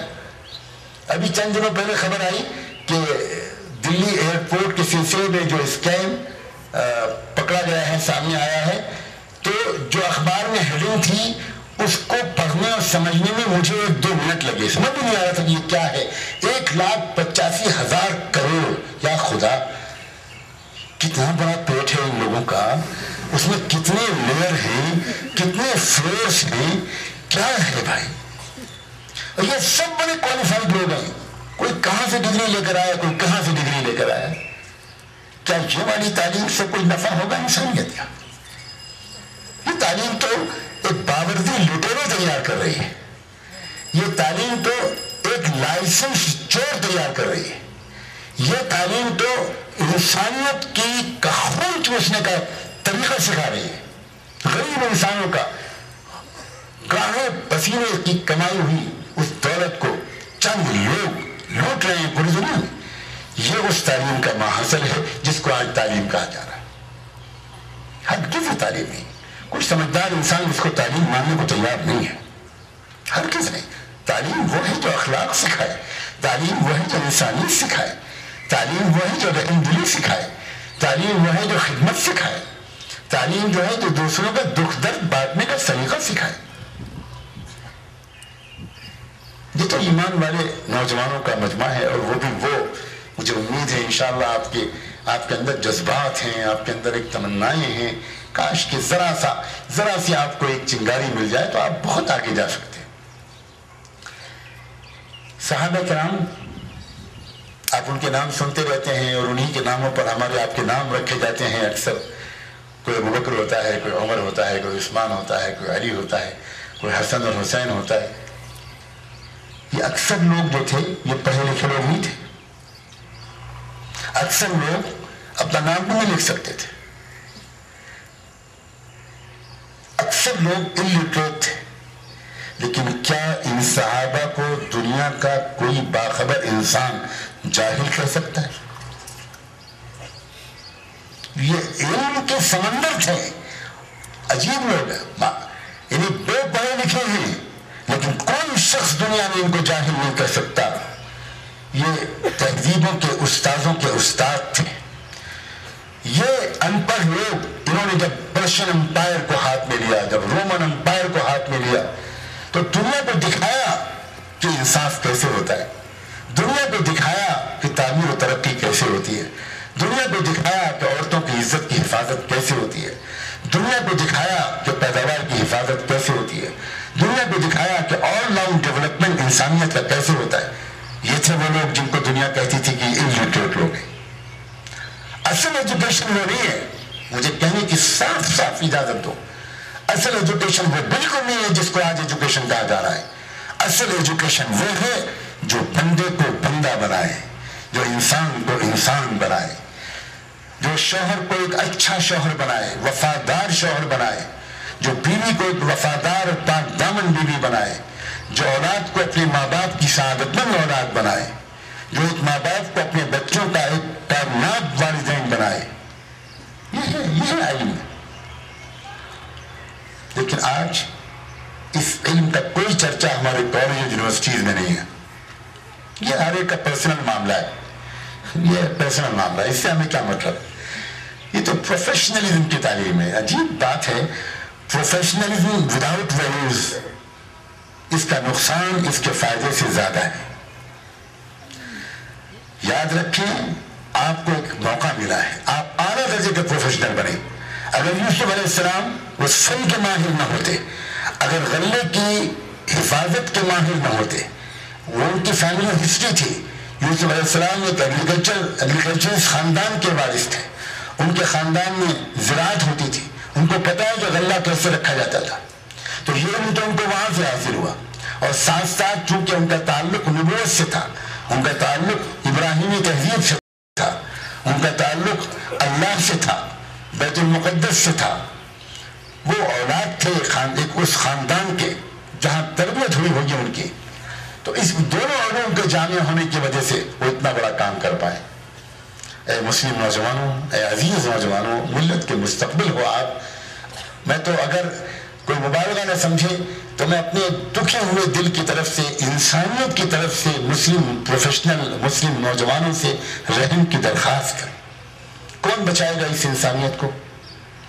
کس امت سے, کس کمیونٹی سے ہم یہ امید کر سکتے ہیں کہ اس خود غرضی کے دور میں, اس نفسی کے دور میں, کس سے امید کر سکتے ہیں کہ کوئی تو کھڑا ہو جو صرف اپنے لیے نہ جیے, دوسروں کے لیے بھی جیے. اگر آج بھی یہ امید کی جا سکتی ہے تو وہ علماء مصطفیٰ سے کی جا سکتی ہے. آج بھی جو امید کی جا سکتی ہے تو رحمت دو عالم صلی اللہ علیہ وآلہ وسلم سے محبت رکھنے والے نوجوانوں سے کی جا سکتی ہے, اور کسی سے نہیں کی جا سکتی. بہت عرصہ ہوا, ایک جے پور راجستھان کے جو کیپٹل ہے اس میں ایک جلسہ سیرت ہوا, اور یہ وہ وقت وہ تھا جب کہ بابری مسجد کی شہادت ہوئی تھی. بہت زبردست ٹینشن تھا ملک میں, بھیانک قتل عام ہوا تھا بعض علاقوں میں. اور اس کے کچھ دن کے بعد وہاں کے نوجوان میرے پاس آئے اور انہوں نے کہا کہ ایک جلسہ سیرت رکھنا چاہتے ہیں, آپ آ جائیے. میرا ایک معمول, اس زمانے میں تو میرا اس پر بہت اصرار ہوتا تھا, बरसों मैंने वो इसरार बाकी रखा। मैंने उनसे कहा कि देखिए, मोहम्मद रसूलुल्लाह सल्लल्लाहु अलैहि वसल्लम जिनकी सीरत पर आप जलसा रखना चाहते हैं, वो सिर्फ मुसलमानों के पैगंबर नहीं, वो सारी दुनिया के कौमों के लिए अल्लाह के भेजे गए पैगंबर हैं। अगर आप उस जलसे में गैर मुस्लिम लोगों को भी बुलाएं तो फिर मैं आने को तैयार हूं, चाहे वो आए चाहे ना आए, लेकिन आप इनवाइट सबको करें। उनको शुरू में तरद्दुद हुआ कि हालात इतने टेंस हैं और उस मौके पर कैसे हम उनको बुलाएंगे और कैसे वो आएंगे। मैंने कहा आपका काम बुलाना है, आप बुलाने की कोशिश करें, आप भी दुआ करें, हम लोग भी दुआ करते हैं, अल्लाह करे कामयाब हो जाए। एक भी उनमें से ना आए लेकिन आप बुला लें, ये काफी है। उन लोगों ने वादा किया कि हम अपनी पूरी कोशिश करेंगे। मैं पहुंचा वहां, इतना दिल देखकर खुश हुआ। जब मैं स्टेज पर पहुंचा, नजर डाली तो अंदाजा ये हुआ कि 8-10 हजार तो मुसलमान हैं और कम से कम 3-4 हजार हिंदू, मर्द और औरतें, और सब तालीम याफ्ता लोग। तो उन लोगों ने सिक्योरिटी के पॉइंट ऑफ व्यू से एहतियातन और मेरे उस इसरार पर भी शायद उन्होंने डीसी साहब को भी बुला लिया था, डिस्ट्रिक्ट कलेक्टर जो थे उनको भी बुला लिया था, एक गेस्ट बना लिया था, और जो वहाँ के साबिक चीफ जस्टिस थे मिस्टर बैरू सिंह शेखावत, जो बाद में वाइस प्रेसिडेंट ऑफ इंडिया बने और बीजेपी के वो चीफ मिनिस्टर थे उस स्टेट के, उनको भी बुला लिया था चीफ गेस्ट के तौर पर। मैं आपको सुनाना नहीं चाहता हूँ नौजवानों, अच्छा हुआ कि यह वाकया याद आ गया। वहाँ बहुत उलमा स्टेज पर मौजूद थे। शेखावत साहब को जब उनकी अपनी तकरीर के लिए बुलाया गया तो उन्होंने जो तकरीर की उसमें शुरू में जो एक फॉर्मल खराज अकीदत पेश किया जा सकता था उनकी ज़ुबान से अल्लाह के रसूल की शान में, वो उन्होंने पेश किया, बहुत अच्छे कलिमात कहे अपने हिसाब से। लेकिन उसके बाद उन्होंने ये कहा कि मैं इस मौजू पर तो क्या कुछ बोल पाऊंगा, ये तो मैं आपसे सुनने और सीखने के लिए आया हूँ कि मोहम्मद साहब क्या थे और कौन थे। लेकिन यहाँ बहुत से उलमा बैठे हैं, बहुत से विद्वान बैठे हैं, एक प्रश्न है, एक सवाल है जो मेरे जहन में बहुत दिनों से खटकता है। मुझे इजाजत दीजिए कि मैं वो सवाल उलमा की खिदमत पर पेश करूं। जलसे की सदारत कर रहे थे हजरत मौलाना अब्दुल रहीम साहब नक्शबंदी, जामे हिदायत जयपुर के सदर और बानी, अब तो अल्लाह को प्यारे हो गए। तो सदर मोहतरम मौलाना नक्शबंदी साहब ने कहा कि हाँ, आपको जो पूछना है जरूर पूछिए। शेखावत साहब ने सवाल ये किया कि मेरा जो थोड़ा बहुत मुताला है इस्लाम का, जितना मैं जानता हूँ, उसके लिहाज से मैं अब तक ये बात समझ नहीं पाया कि वो कौम क्यों गरीब है जिस कौम के पास ज़कात जैसा सिस्टम मौजूद है। वो कौम क्यों गरीब है? I am eight loss to understand क्या बात है। मैं जहां तक समझता हूं, उन्होंने कहा कि ज़कात का इंस्टीट्यूशंस किसी भी कम्युनिटी के लिए बहुत थोड़े से मुद्दत में गरीबी को दूर करने के लिए काफी। उसके बाद डिस्ट्रिक्ट मजिस्ट्रेट साहब को बुलाया गया। उन्होंने शेखावत साहब के उठाए हुए सवाल को एक कदम आगे बढ़ाते हुए कहा कि मैं तो आगे बढ़कर पूछता हूं कि वो देश क्यों गरीब है जिस देश में वो समाज रहता है, जिस समाज के पास ज़कात जैसा सिस्टम मौजूद है। मेरी जानकारी के मुताबिक तो उस देश की गरीबी भी दूर हो जानी चाहिए। ज़कात ऐसा सिस्टम है। अब एक के बाद एक हजरात उलमा आते गए, लेकिन किसी मसलहत की वजह से उन हजरात ने इस मौजू को टच नहीं किया, अपनी अपनी तकरीरें करके जाते गए। रात के 1:30 बज गए, सख्त सर्दी थी। शेखावत साहब कब तक बैठते, वो उठ के जाने लगे, इजाजत ली और जाने लगे। जब मैंने देखा कि वो जा रहे हैं तो मैंने जो ऑर्गेनाइजर थे सेक्रेटरी साहब, उनको बुलाया, उनसे कहा कि आप इनको जरा चंद मिनट के लिए रोक लीजिए, रिक्वेस्ट कर लीजिए, और इस तकरीर के पूरे होने के बाद आप मुझको बुला लीजिए, आप चाहे मुझे जब भी मौका दीजिए, लेकिन इनके सवाल का मैं 1 मिनट में जवाब दे दूं बस।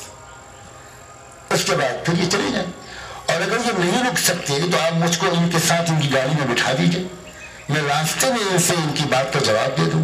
उसके बाद जैसे ही जवाब पूरा हो जाएगा मैं इशारा कर दूंगा, पीछे गाड़ी लगा दीजिए, मैं उतर कर वापस चला आऊंगा। शेखावत साहब से उन्होंने मेरा पैगाम पहुंचाया, वो तैयार हो गए कि नहीं मैं रुकता हूं, मैं इंतजार करता हूं, बैठ गए। उसके बाद जलसे के मुंतज़िमीन ने मुझे कॉल कर लिया।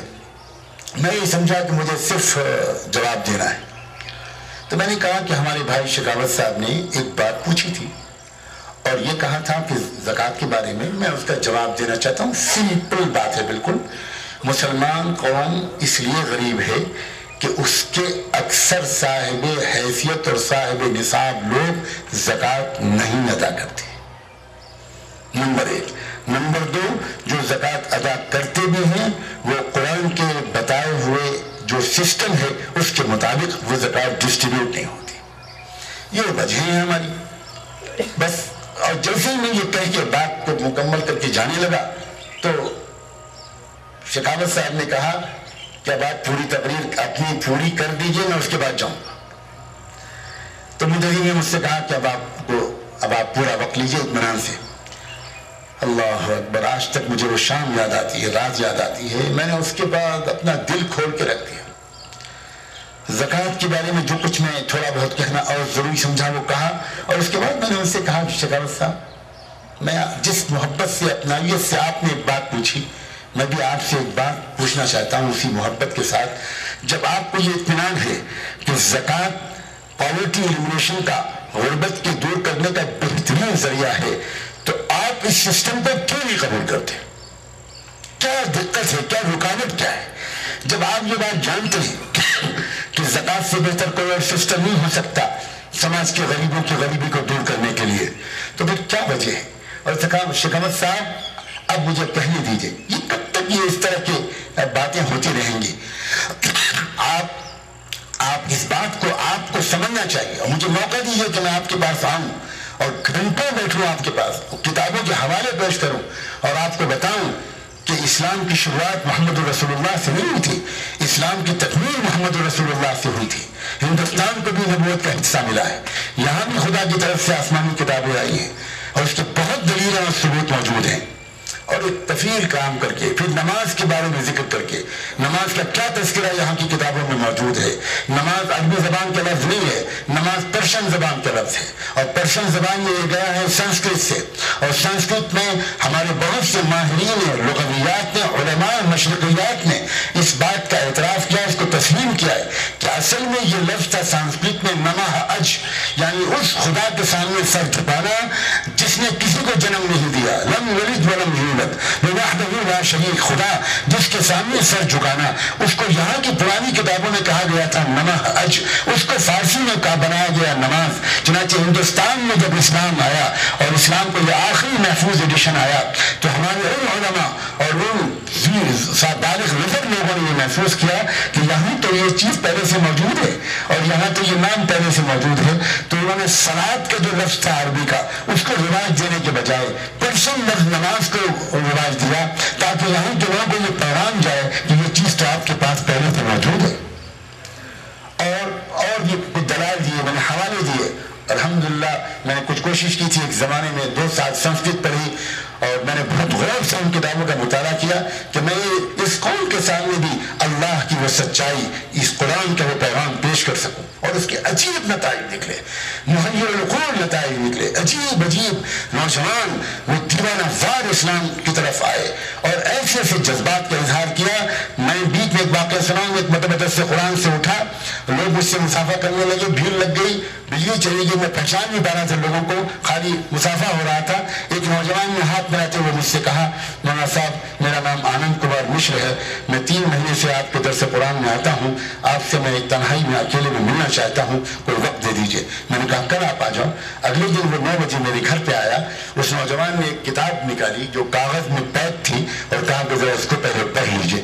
وہ قرآن کا انگلش ورژن تھا اور اس کے شروع کے پیجز پر اس کے ہاتھ سے لکھا ہوا ایک کمنٹ تھا اور اس میں یہ لکھا تھا کہ I bear witness that this is the holy book revealed by Almighty God۔ میں گواہی دیتا ہوں کہ یہ ہے وہ کتاب جو خدا کی طرف سے اتاری گئی ہے، لیکن میں یہ بھی گواہی دیتا ہوں کہ 8 سال سے میں اس قرآن پر عمل کرنے والے کسی ایک انسان کو ڈھونڈ رہا ہوں، لیکن آج تک ڈھونڈ نہ پایا، آج تک میں نہیں تلاش کر پایا کوئی ایسا انسان جو اس قرآن کے مطابق جیے۔ تو میں نے اللہ کی توفیق سے بدل سا جواب دیا، میں نے کہا آنند کمار تم نے اپنے 8 سال بیٹا کیوں برباد کر دی؟ کاش تم مجھ سے ملتے رہے، میں تم سے پوچھتا ہوں تم کو کسی اور کے ڈھونڈنے کی کیا ضرورت ہے؟ Why don't you؟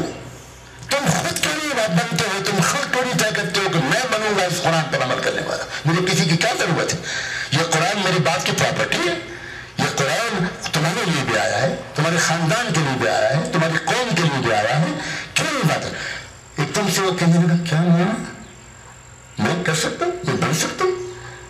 मैं बन सकता हूँ? बहुत अजीब, मैं बन सकता हूँ? मैंने कहा तुम कैसी बात कर रहे हो? मैं तुमसे सच कहता हूँ, हम नस्ली मुसलमानों से ज्यादा हमने तो देखा है कि वो लोग जो दूसरे समाजों से निकल कर इस सच्चाई को कबूल करते हैं वो असली मुसलमान बन जाते हैं। हमें तो बाप दादा से की मिरास मिली है, हम उसकी कदर नहीं करते, हम उसे मताए कूचे और बाजार बनाए बैठे। अल्लाह जज़ाए खैर दे उस बच्चे को, अल्लाह उसको सलामत रखे। उसने कहा कि बस बहुत अच्छा, मैं तैयार, मैं भी आधे घंटे में आता हूँ। वो घर से नहा धोकर आया, कलमा पढ़ा। ए नौजवानों, यकीन करोगे आज वो हाफिज कुरान हो चुका है। और पिछले साल मस्जिद नबवी में रमजान के आखिरी अशरे का उसने एहतिकाफ किया। क्या प्यारा नौजवान है। और उसकी पूरी फैमिली में क्या इनकलाब आया। उसको बहुत शुरू में परेशानियों से गुजरना पड़ा, टॉर्चर भी किया गया उसको, मगर वो नौजवान जमा रहा। उसने कहा कि मैं क्या बताऊं मुझे क्या दौलत मिली है, क्या दौलत मिली।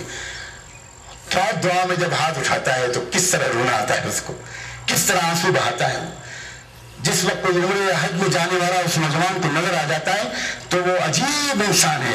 वो नंगे पैर तक एयरपोर्ट तक छोड़ने के लिए आता है और जाकर कहता है कि हुजूर को जाकर सलाम कह देना, हुजूर को सलाम कह देना। नौजवानों, आप इनकलाब बर्पा कर सकते हैं, आप तब्दीली ला सकते हैं।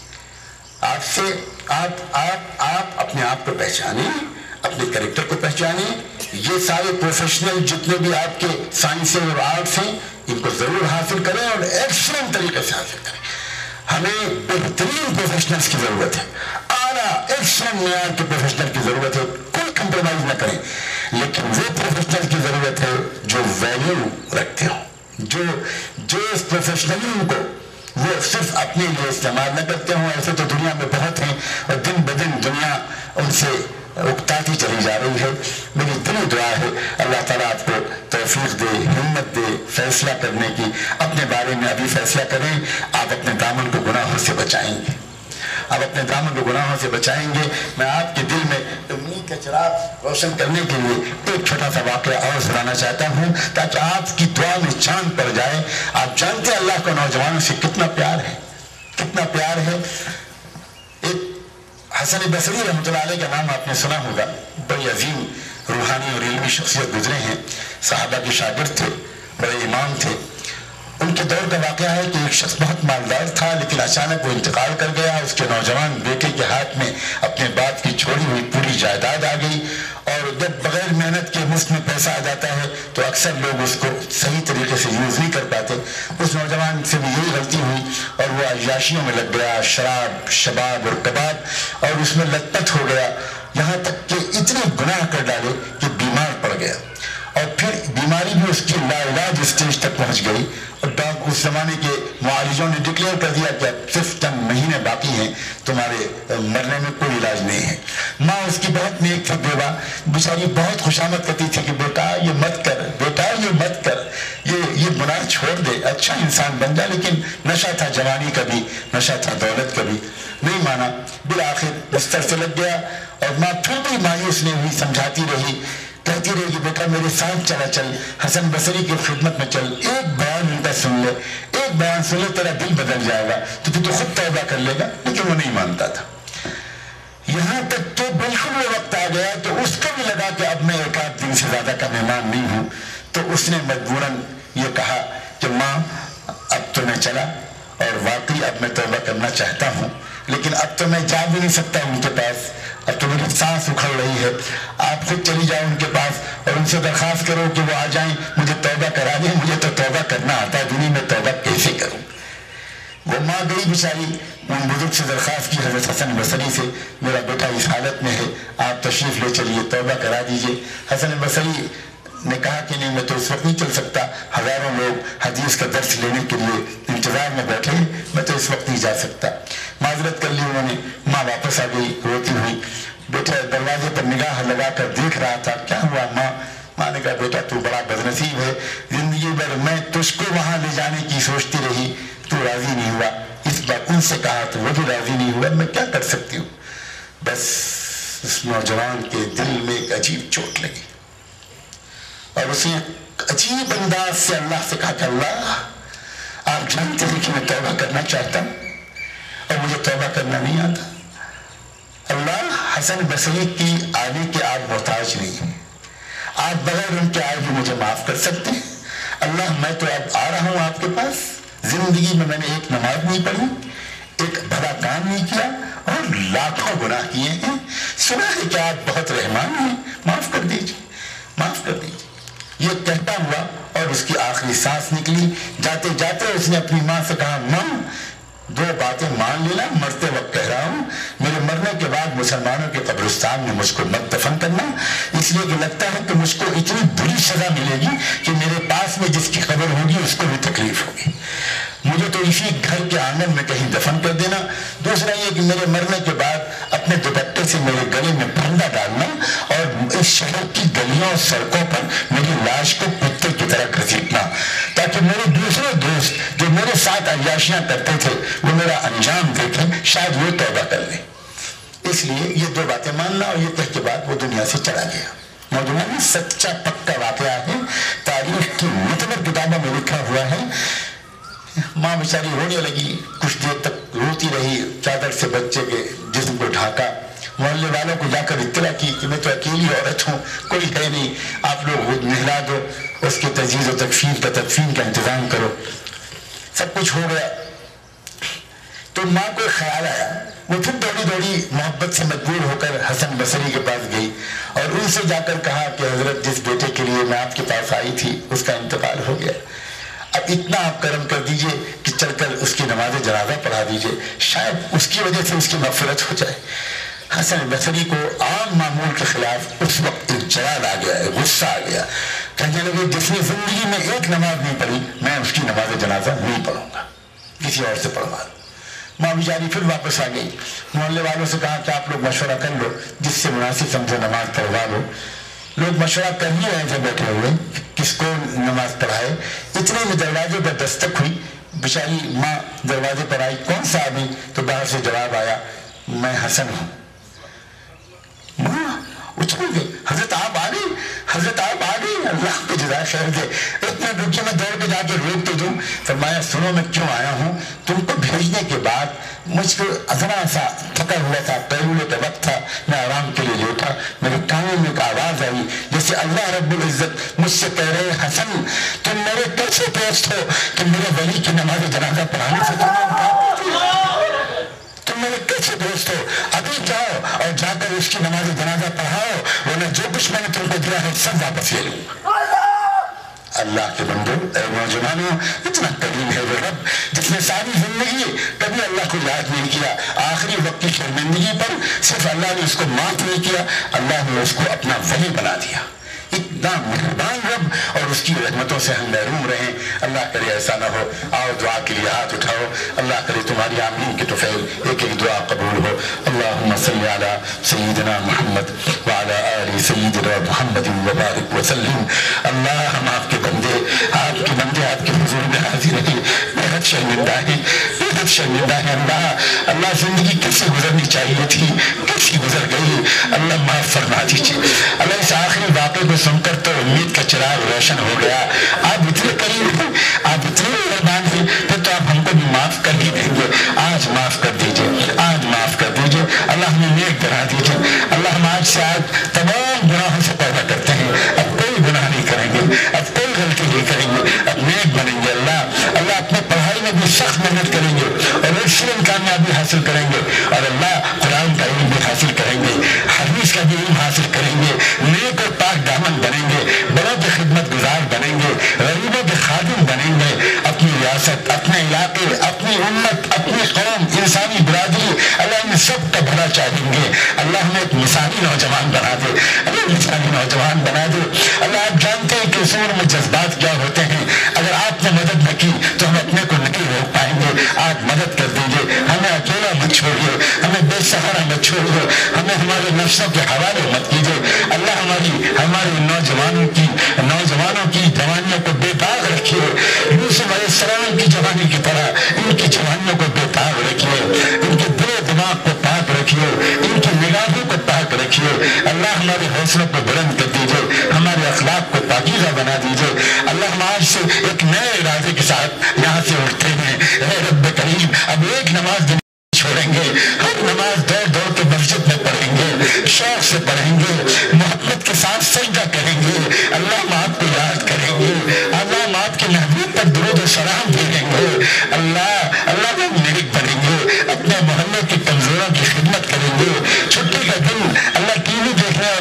خوشیوں میں نہیں گزاریں گے، چھٹی کا دن بیماروں کی عیادت میں گزاریں گے، غریبوں کے بچوں کو ٹیوشن پڑھانے میں، اللہ کے لیے ٹیوشن پڑھانے میں گزاریں گے۔ اللہ ہم صرف خود آگے نہیں بڑھیں گے، اللہ چند کو ساتھ لے کر آگے بڑھیں گے۔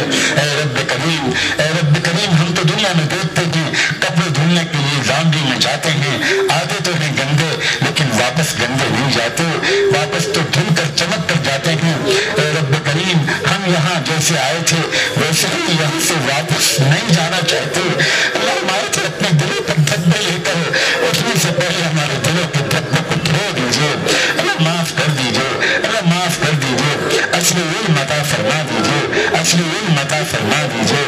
اللہ جو مانگا ہے وہ بھی دے دیجیے، جو نہیں مانگ سکے وہ بھی دے دیجیے۔ اللہ ہمیں اپنے ماں باپ کی آنکھوں کی ٹھنڈک بنا دیجیے، اللہ ہمیں اپنے ماں باپ کی آنکھوں کی ٹھنڈک بنا دیجیے۔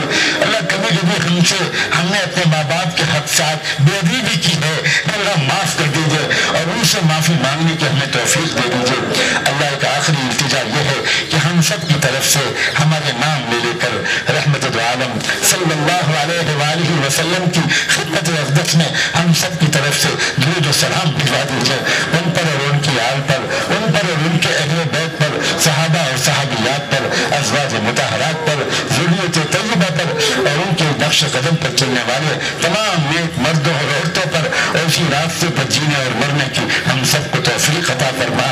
وصلی اللہ تعالی علی خیر خلقہ سیدنا محمد وعلی آلہ وصحبہ اجمعین برحمتک یا ارحم الراحمین۔